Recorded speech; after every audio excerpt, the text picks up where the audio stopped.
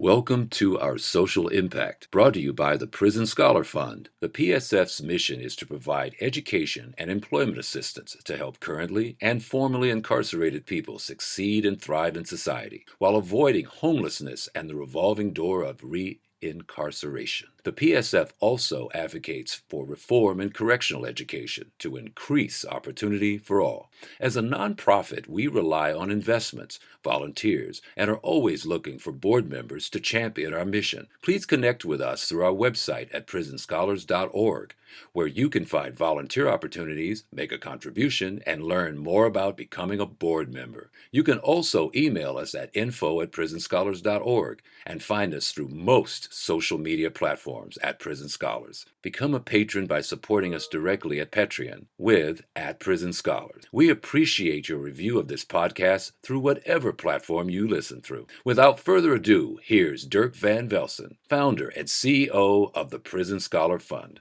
Thank you for joining us. Today we have Almetta Pitts. Yes, thank you for having me. And it's wonderful. It's a great random connection how we connected. So tell me about what you do, and we really get to know each other here. Okay, sounds good. So Dirk, thanks so much for introducing me. And I am a founder and principal consultant of Attemla Consulting, which is actually my name just spelled backwards, so ATTEMLA Consulting. And it's been really awesome to be in a place where I can use my adversity as well as my scholarship when it comes to social work and mental health advocacy, as well as being in a place of navigating interrupting the school to prison pipeline and understanding how mass incarceration is really affecting a lot of us. And just communities and generations. And that is work that I do. But I also work upon diversity, equity, and belonging. We may know the term as diversity, equity, inclusion, but belonging culture is so necessary to create a culture of belonging, to feel like you can bring your full self to work, your full self within an environment, even in spaces of education. So what does that look like, the bringing yourself to work, or Yes. bring yourself in any situation? Well, I think it's so important, like, the aspect of being able to know, like, I can code switch. And I can speak like 3 languages as well. Like, I can speak Spanish, I can speak Korean, I can speak Polish. Because you just spent some time in Korea, right? Yeah, I lived in South Korea for almost 4 years. Wow. And it was during the time of the Great Recession. That's a tough language to learn. It is a tough language to learn, but it's really powerful when you get to start seeing how the calligraphy of everything works and the sounds, and you start understanding how, like, language is. It's really powerful to know that language enters you into a new world. Yeah. So learn Korean, and I learned it by just being immersed. Like, when you're in that space where you are living 6,000 miles away from your home country. And nobody speaks And English. nobody speaks English, because I lived in, like, an area that's kind of like, we're here in, like, Washington. If you know, like, the Puyallup area, southern of, like, Seattle, it's like that area, right? Yeah. So unincorporated Busan. So South Korea has, like, really 2 major cities that people know about. So Seoul as well as Busan. And I started off in Busan. And that was really awesome to be in that space. But I had to speak Korean, otherwise I wouldn't know how to navigate anything. Yeah, you get it by accident. 'Cause, like, I was there for like a month in '95, Mhm. and I still remember "Yobaseo." Yeah, yeah, "Kamsahamnida." yeah. Like, every time you walk into the store, like, I think one is like, "Thank you and you're welcome," or something like that. And the bowing is so awesome, right? Yeah. Like, being able to acknowledge people. So, yeah, so it was just so awesome. So I was a professor there at Dongguk University, which is actually a sister college of the University of Washington. We're everywhere. Go Huskies. We go Huskies. And so that was really awesome to be there, and had a great experience of learning about communications. I was a communications instructor as well as an EFL instructor, and then I got to do international social work there as well. Nice. Yeah. So how did that even happen? Yeah, how did that happen? Yeah, And, like, it'll come full circle back to your work now, I'm sure. it does Yeah. come back full circle. And so I used to work for the U.S. Department of Veterans Affairs back in the time of the Great Recession, 2008 through actually 2009 through 2011. But I was just got out of grad school in 2010. And with that being stated, it was just really devastating to know, like, you have this lifer job and then not be in that space where you're not going to continue. And so I You had right this. size or something and got rid of the Yeah. some extras. Yeah. Yeah. So I was just like, and being the first person to come in, especially being a young clinician, and I was doing work with Addictions Treatment Center, Addictions Treatment at the ATC there, as well as PTSD work and mental health trauma. I think that's like an inventory theory. Last in, first out. Yeah. You're on LIFO, huh? Yeah. And so how I even got there was I was a researcher for the University of Washington when I was in grad school, and I was doing work with the Seattle Youth Violence Prevention Initiative here in Seattle, and that got me actually to the the VA hospital when I was just working upon traumatology and all that. Even further, I think it's really interesting how full circle moment is bringing me back after South Korea, was having this opportunity where I got to teach, at a local college here, Highland College, and that was really powerful to see this work. But having the amazing agency Team Child. Team Child is a law firm that really helps youth really interrupt mass incarceration. And they do a great job within the state of Washington to really help with this. And how do they do it? Like, I kind of know because I have some history there. Yeah. Not me personally, but so how do they interrupt the pipeline? Well, I think about things like little things, like, for example, transcripts, right? People don't know that you actually can be in a space where, with the support of an attorney, in this case, you can get your transcripts even if you owe things. So that is one thing that prevents you from going to the next level. If you don't pay for your or pay for the things that prevent you from receiving your transcripts at a school, you can't go past go. You can't go to college. You can't go to... Oh, you mean for primary school or secondary? Yeah, so secondary, high school as well. So, like, say you're going to college. Oh, they hold it hostage. Yeah. And for what? For what kind of unpaid things? Say you have a computer that you rented out, or a library fine. Library fines. Yeah. And you just can't get your transcripts, so you can't move on. No kidding. Without that. Okay. Mm-hmm. Unless you have an attorney to step forward and kind of smash it down. Yeah, to help you with that. The next part is we think about that zero tolerance policy that has been affected a lot of states, a lot of schools across the nation. Being in that space of navigating that, the zero tolerance policy does not work. It does not work at all. So when you have a student who comes in who may be tardy or maybe had their first fight or whatever it may be, they're being asked to be in a place where they are being expelled. And then they're being disconnected from schools and anything connected to schools. With that being stated, Team Child comes in a space to say, we have to get you involved into other alternative ways of navigating school. We're also trying to prevent homelessness, also the mental health aspect as well. So there's referrals as well that Team Child does. And that's been really awesome to be in a place where Team Child is really being this full, stop for youth who really need the help that they seek when it comes to being a part of a system. That school to prison pipeline, let's even go further. University of Texas actually says, the School of Social Work of University of Texas says it's the cradle to prison pipeline. That's kind of true, yeah. Yeah. So the families are not taken care of, right? And they're more, and that's how I have been a part of that as well, the cradle prison pipeline, being born into poverty. Yeah, we were just talking the other day about how the fourth grade reading levels kind of predict how many prisons the state builds. So instead of addressing the fourth grade reading level, I thought it's a dropout rate, whatever it is. You have some markers early on upstream, but instead of addressing them there, you just kind of figure out we'll just build some prisons. Yeah, and so you have that. And that's interesting you stated that, Dirk, because there's also going into this tech world as well, that there are now new algorithms that are connected to this space of, will this person get out, or will they have a chance to have parole? And if the algorithm says a certain thing, it's a space where people are looking at the navigation of like, oh, the data is saying there's going to be higher recidivism. So this may not happen.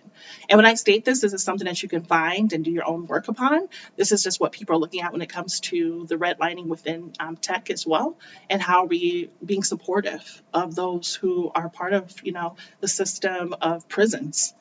Are we really giving them an opportunity to have a fair and equal right to know that there is another chance to go beyond the system of the school to prison pipeline? It's devastating. Yeah. And it works kind of like how we see and we watch Netflix or we watch the things, there's algorithms that just works just like that. All these data points are gathering them. So with that being stated, I helped to co-create a program that was with Team Child. And it was titled Project Scope, and we did this work. So just back up, how did you get introduced to Teen Child in the first place? Yeah, so that you had some really great history. Yes, we. So when I came back from South Korea, I was teaching at Highline College, and I had this opportunity to connect with my supervisor at the time, and they stated that they're looking for someone to help build out a program that is focused on interrupting or helping youth who've been a part of school to prison pipeline, and how do we get them their high school degree, but also get them college credits. So it's kind of like a running start program. Okay. And being a consultant, you're like, hey, that's my jam. I can step in and add some You value. know why? So I wasn't a consultant yet. Oh, okay. I actually was inspired, though, to start consulting because I didn't realize until recently that being a independent contractor as a Korean teaching in Korea was actually consulting. Yeah. And I didn't realize that till later. But coming forward, I was actually faculty at the college at that time. And so they saw my background, they saw the things I did, and I was just like, oh yeah, I can create this program. I got this. Yeah, I got this. And so it was really powerful because we worked with King County Prosecuting Attorney's Office, Highland College, Highland Public Schools, Neighborhood House at that time.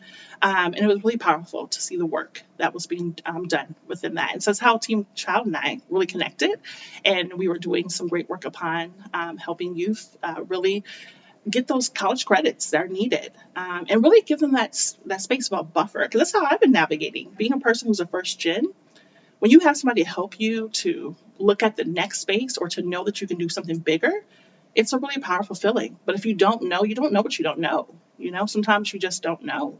And if you have somebody to kind of help you to understand, like there's more access out there. Coach. That was really helpful. And so with that, we had a great start, a great run with it. But there's so many levels that we can improve upon. There's so many levels that systems can improve upon when it comes to helping those who have been formerly incarcerated. So at this time, the pilot has phased out, but it's really powerful to see where things can go in the future. And so that's how Team Child and I have built together. And now I'm a board of director for Team Child. A board member. A board member. There we go. Board member on the board of directors. There we go. So board member for Team Child. I want to say executive director, but that is not the case. How big's your board there? So we have about, my goodness, I think it's about 9 to 11 people. Okay. Because we have a good manageable size. We have Spokane as well that has the support. We have some folks in Seattle. So it's really a great space to be in. So being a board member has been really powerful for me to see also my privilege, my power, and how do I navigate and helping people with access, which is very important. Yeah, so talk about the diversity of the board, because it sounds like they help probably, juvenile offenders or juvenile people that ran in trouble with the law, however you want to use the language there. Yeah. And what percentage of your population you serve are people of color, and is that reflected on the board? That is a great question. So with that being stated, I don't have that data just right now. But what I can do is acknowledge that it's important that we know that representation matters. And it's important that being a Black board member myself, it's important to see others within the room to do that. I know that we recently as board members really participated within Undoing Institutionalized Racism workshop. And that has been really helpful for us to really see like how we are being gatekeepers or how we navigating things.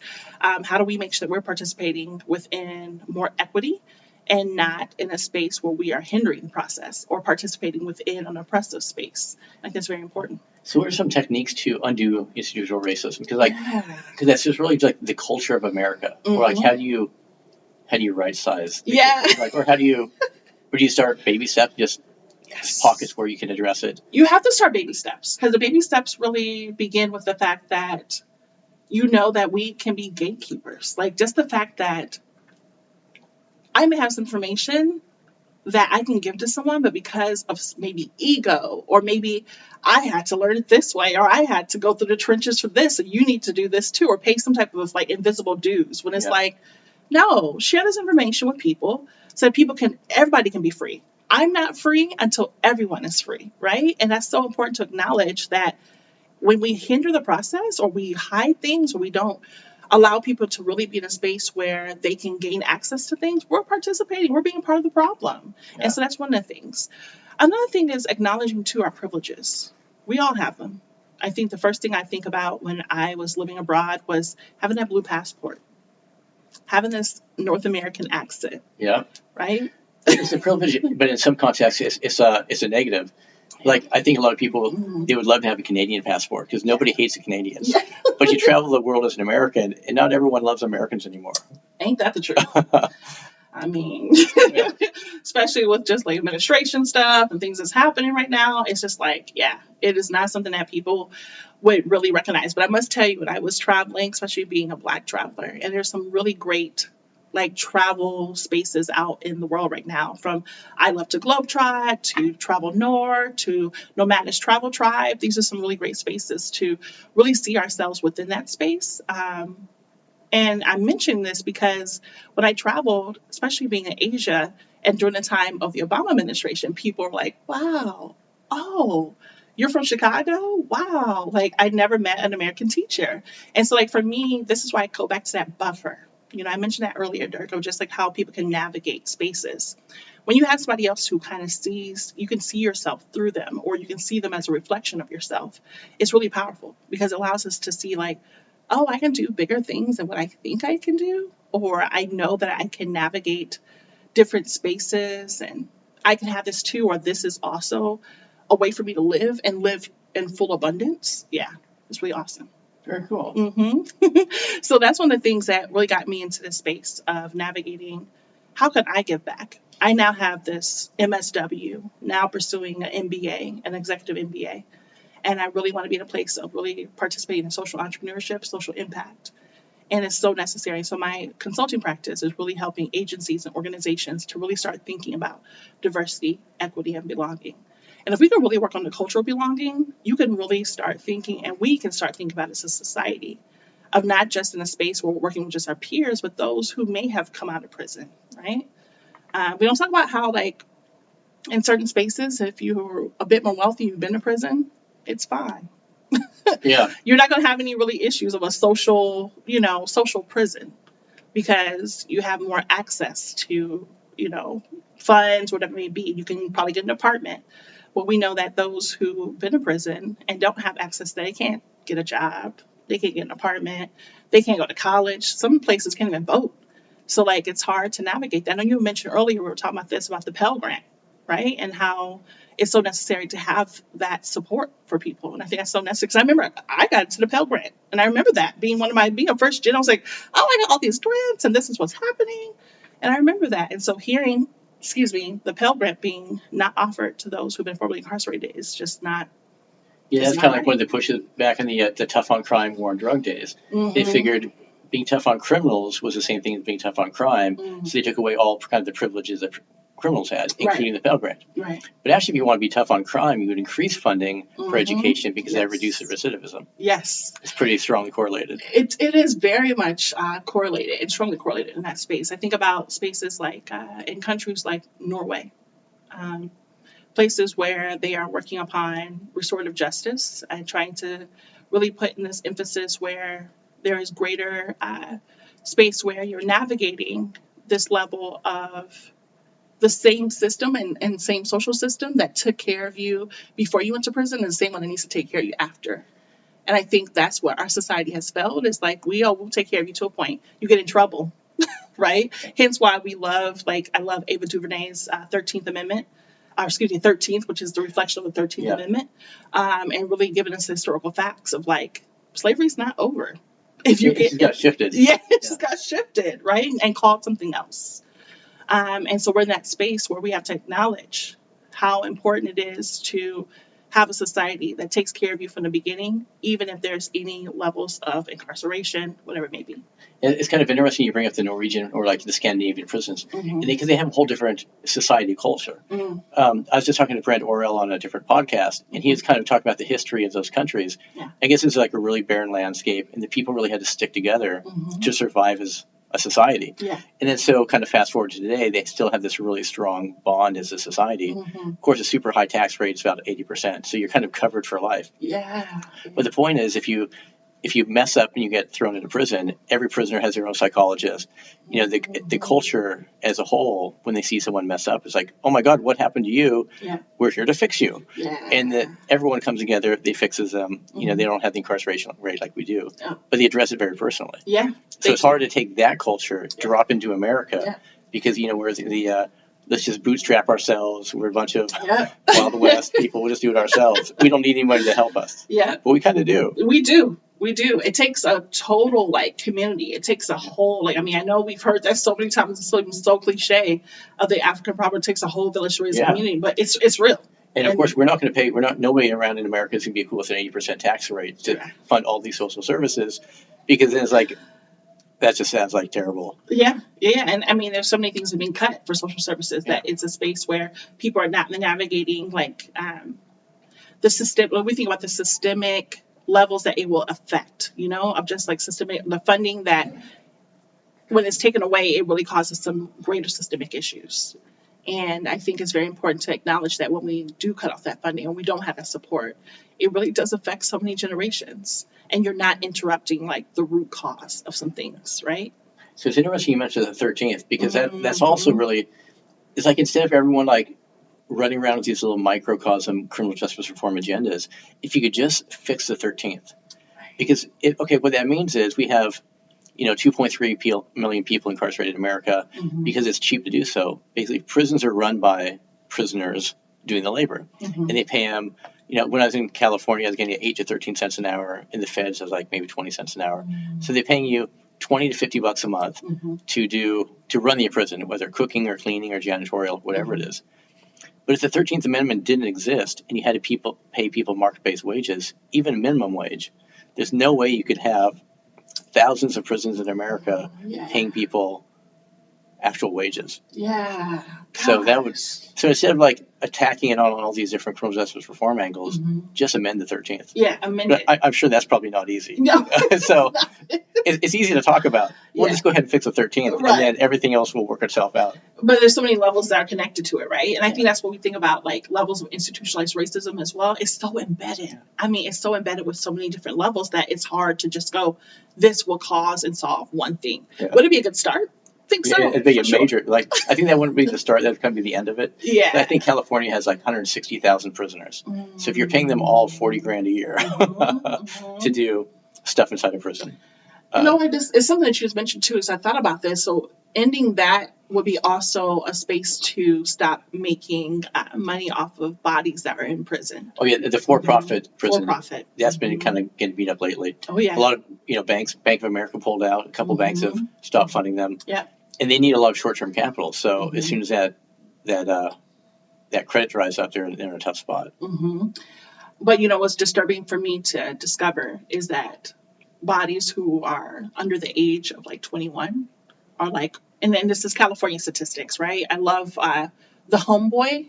The Homeboy Network? Yeah, the Homeboy Network is so powerful. So looking at their data that they share, and one of the things they said in California was like a body that's under 21 is like worth $150,000 in prison. Oh, interesting. Oh yeah. Okay. And then when you're above 21, it goes down, but it's still like 50 to 80,000 a year. They've got a valuation on the body. Okay, that makes sense. Yeah, but it's still devastating to know, and that's why the 13th, right? It's still showing that slavery is just it's not over. And so that's some of the things that we talked about when we were creating the project with Team Child, was just navigating how systems work and how for-profit prisons, like why is this even existing? Like why do we have so much of, why is mass incarceration? Because for-profit is real. And so that's one of the things that I believe in just really establishing when it comes to diversity, equity, and belonging, is making sure that people have a space to navigate just the bigger levels of what it looks like to have somebody who's been formerly incarcerated, and to humanize people. Because that's the thing too, is that we don't humanize folks at all. When you hear like, oh, I've been formerly incarcerated, it's like, oh, okay. Stay away. That's actually really funny, because the study came out of Berkeley that shows, and I'm not really sure how they did the math, and even if the study's a little bit wrong, you get the idea. It shows that 92% of all Americans have done something that could have landed them in prison. And prison is different than county jail. Prison is like kind of a serious felony. Yeah. So if 92% of Americans could have ended up in prison were it not for maybe privilege or a good attorney or just luck, So when everyone looks at prisoners as the other group, it's like most of us are actually in that same group. We just didn't get caught. It's something that Van Jones has said. I know that he's done a great video with Al Jazeera, AJ, and they did a great video that was talking about just incarceration. He was just like, you just didn't get caught. Yeah. You just didn't get caught. And so, how many times have we've done or people have participated within some things and just didn't get caught? Yes, for sure. It's like usually when I talk about my history, I'll be in like New York City at some big conference, and I'll talk about the Dirk story. He might formerly incarcerated, and some guy will always come up after the end. He'll be some guy in his 60s in a 3-piece suit, all distinguished. And he goes like, "Oh my God, I was doing the same thing you were doing. They called me Jimmy from the Bronx or something like that." It's like I was ripping and robbing just like you, and then I just kind of grew out of it, and I started a company. Yes. So. It's just that space. Again, I think we recognize just privileges and just navigating them just like, I just didn't get caught, I did it, and it was considered maybe a norm of just like, oh, they were just in a phase or what it may be. And it's just like, really? Like, it's like I've had the police kind of drive me home from a drunk driving episode and just turn me over to my parents. They're like, hey, here's what happened, handle it inside the family. Yeah. But that doesn't always happen anymore. We don't really have community-based policing. We have the hammer. Yeah. And when you have a hammer, everything looks like a nail. Yeah, and right. Right. And I think also when you think about like Black and brown bodies as well, when it comes to police brutality, like that space too, just like I think about you just saying like being able to have somebody drive you home. Not everyone's like that. And this is no shade because I think about my mother's been a former police officer, a federal police officer. And so like there's no shade to that aspect of saying everyone's like that, but let's specifically call it for what it is. Like it's police brutality. And let's navigate as well is that not everybody is making it home. Or I've been pulled over, real talk. And I've been pulled over on a former campus like I used to be at. And real talk, like I was like, I pay to go here. Yeah. I paid to go to this university, and I still got pulled over, and it was just really a frightening moment, because it's 3 brown folks in the car, and then I have my former roommate who's in the back. He's white, and they talk to him, and not the driver who's a brown person, and I'm just like, whoa. And so, with that being stated, like you said, the opportunity to just be able to get home, but that's not always the truth. And so I think about all those different levels. It's all connected. And how do we navigate that? And how do we interrupt this mass incarceration?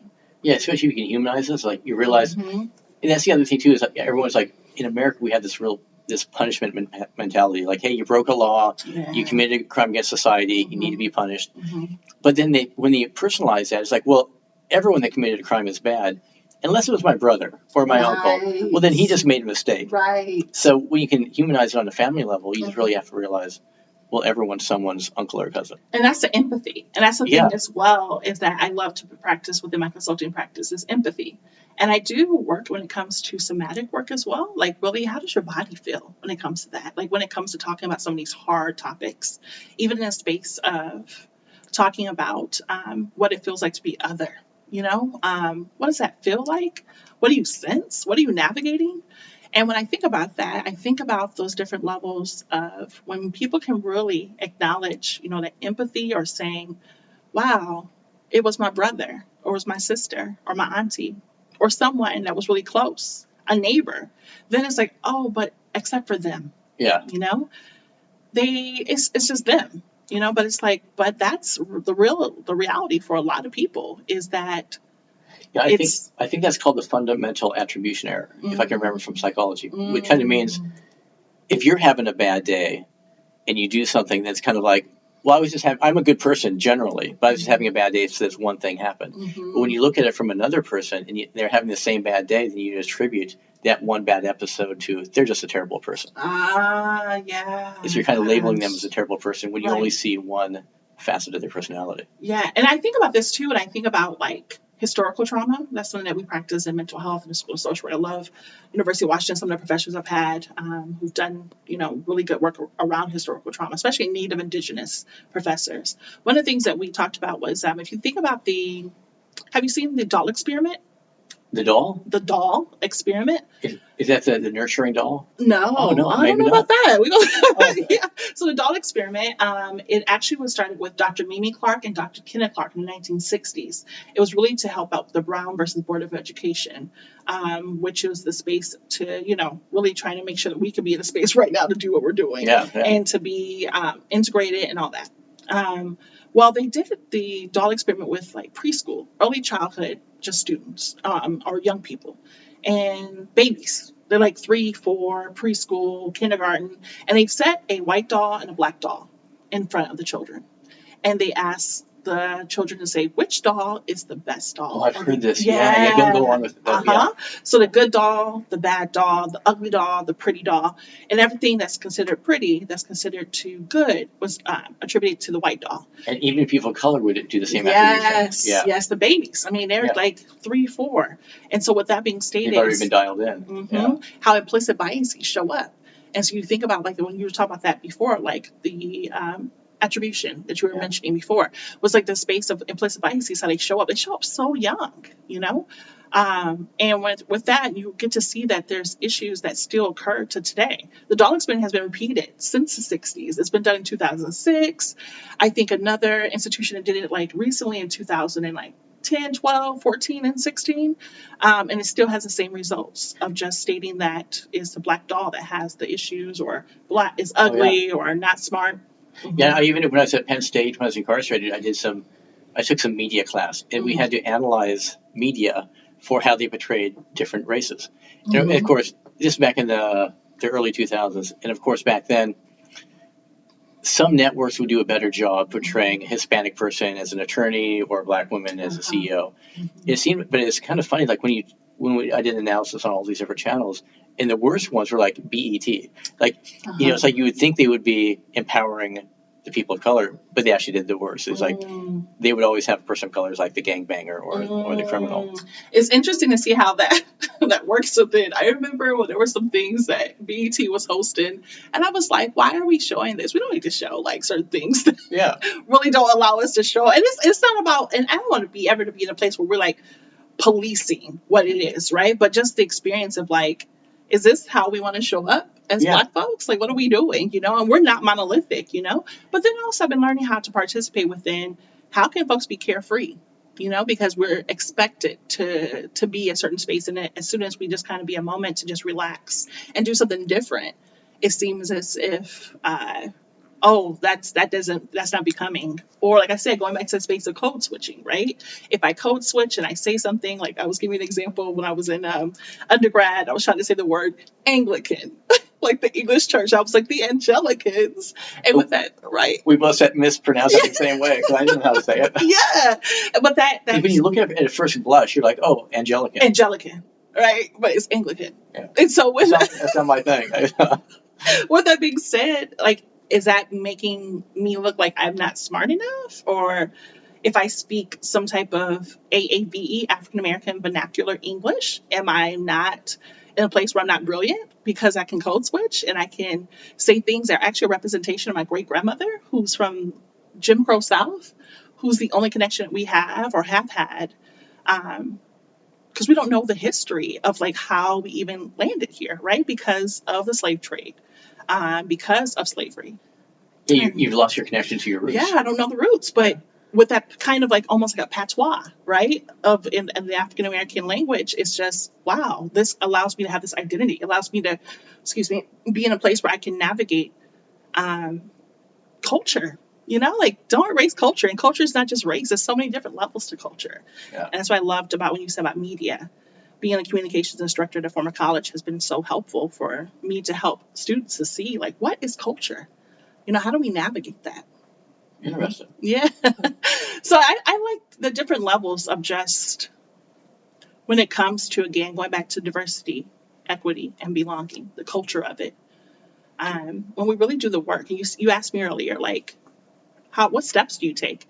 I think the biggest thing is just acknowledging, like, who are you as a person? How do you identify yourself? And if you took some of those things away, would you still be yourself? Could you still be in a place where you still felt brilliant, smart, enough?